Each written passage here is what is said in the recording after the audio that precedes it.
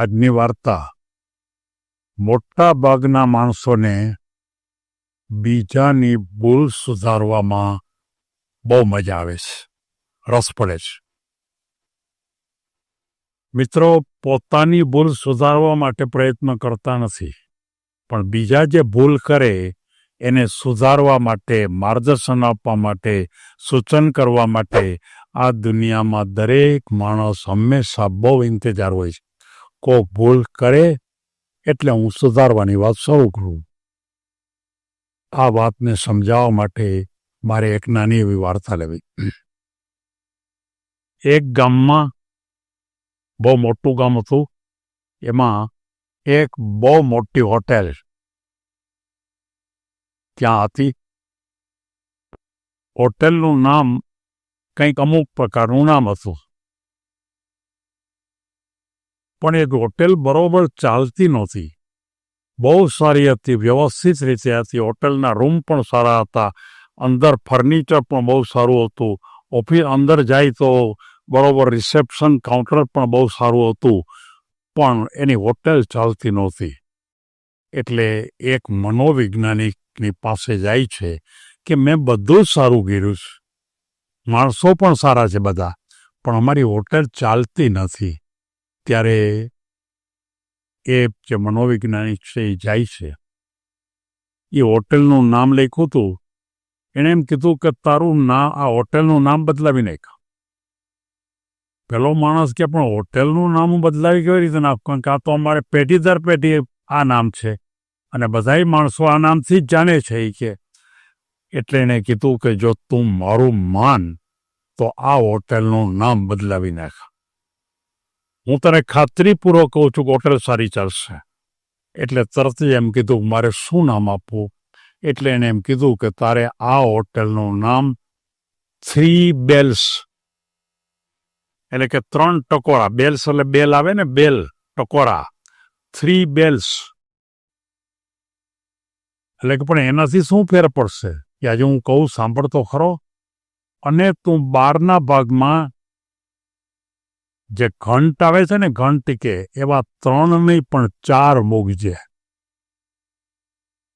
એટલે ઓલો કે પણ મને તો કઈ સમજાણું નહીં કે. તો કે હું તને કહું છું એમ એકવાર ટ્રાય તો કર. હોટેલનું નામ એણે બદલાવી નાખ્યું. હોટેલનું નામ એણે 3 બેલ્સ રાખ્યું અને ત્યાં ઘંટ લટકેવા 4.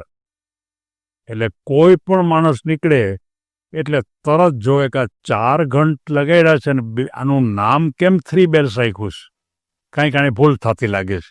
ત્યાં 3 બેલ્સ છે તો હોટેલનું નામ 4 બેલ્સ રાખવું જોઈએ ને, અને કાંઈ એક અહીંયા બેલ ઓછો મારવો જોઈએ. એટલે તરત જ અંદર જાય કે ભાઈ તમે આવું ખરેખર નામ રાખવાનું કારણ શું છે? તમે 4 બેલ માર્યા હોય, 4 તો 4 રાખવા પડે ને, કાં 3 બેલ તમારું નામ હોય તો ત્યાં 3 લટકાવવા જોઈએ કે. એટલે ઓલા ભાઈ કે વાત સાચી છે કે, પણ હવે ભૂલ રહી ગઈ છે કે સુધારી લેશું કે અમે. પણ અંદર જોવે, અંદર આવ્યો એટલે જોવે તો ખરો જ. એટલે ફર્નિચર હાઈ ક્લાસ છે, બધું સારું હતું. એટલે બધાને એમ એ જોઈ આવે એટલે તેમ કે તમારે કેમ હોટલ છે, એટલે કે જોવો તો ખરા તમે અંદર અમે કેવી વ્યવસ્થા કરી. એટલે એ 3 બેલ્સ કે 4 બેલ્સ એ વાત ભૂલી અને હોટેલની મુલાકાત લઈ લઈએ. અને આ રીતે દિવસમાં 25-50 માણસો માત્ર ભૂલ કાઢવાને સુધારવા માટે અંદર આવે ને સારું ફર્નિચર જોવે એટલે આટો મારે. આ રીતે કામ ચાલતું રહ્યું. એટલે બધાને ખબર પડી કે હોટેલ તો બહુ સારી છે. અને ખબર પડી, અને ખબર પડતા ગામની અંદર એનો પ્રચાર પણ સારો થયો, એની જાહેરાત પણ સારી થઈ, અને એ હોટેલ છે એ ખૂબ ચાલતી થઈ ગઈ, ખૂબ સારી રીતે ચાલે. અને એ રીતે કીધું મનોવૈજ્ઞાનિકને બોલાવે છે એ કે તમે કીધું તું એ કામ બતાવ્યું. એટલે કે મારે માત્ર એટલું જ કહેવું હતું કે તમે અહીંયા માણસો આવતા થાય એવી કંઈક વ્યવસ્થા કરો. મોટા ભાગના અત્યારે કોઈને કોઈ બિઝનેસમાં કામ કરે છે, એ બિઝનેસની અંદર કોઈક આવશે તો તમારો બિઝનેસ ચાલશે. તમે કોઈ સંસ્થા ચલાવો છો, સંસ્થાની અંદર તમારે કંઈ ભરતી કરવાની છે, માણસો વધારે આવે કરવાનું છે, તો પહેલાં એ આવે એવો પ્રયત્ન કરો.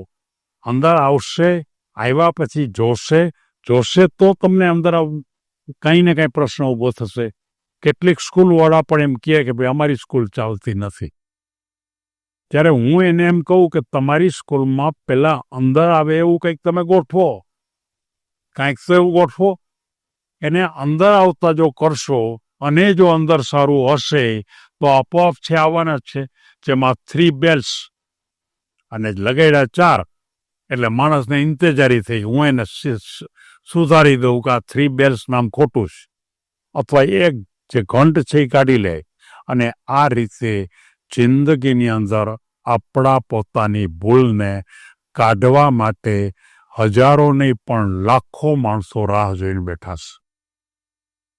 અનેક માણસો આપણે ભૂલ કરો અને ભૂલ કરો એટલે તમારી સામે ભૂલને કાઢવા માટે હાજર થશે. અને હાજર થશે પછી તમે એની સાથે જે કાંઈ સંબંધ ડેવલપ કરવા માંગતા હો એ કરો અને એને ભૂલ સુધારવાની તક આપો. અને એ ભૂલ સુધારશે અને તમારો વ્યવસાય વધશે. આ એક આખી ટેકનિક મેનેજમેન્ટમાં આપવામાં આવે છે. અને એ મેનેજમેન્ટની ટેકનિકના અનુસંધાનમાં મેં તમને એક વાર્તા કીધી. કદાચ આ એપ્રોચ પોઝિટિવ છે કે કેમ એમ હું કહી શકતો નથી, પણ એક વાત ચોક્કસ છે કે મનોવિજ્ઞાનની ભૂમિકા ઉપરનો એપ્રોચ. સૌને ધન્યવાદ.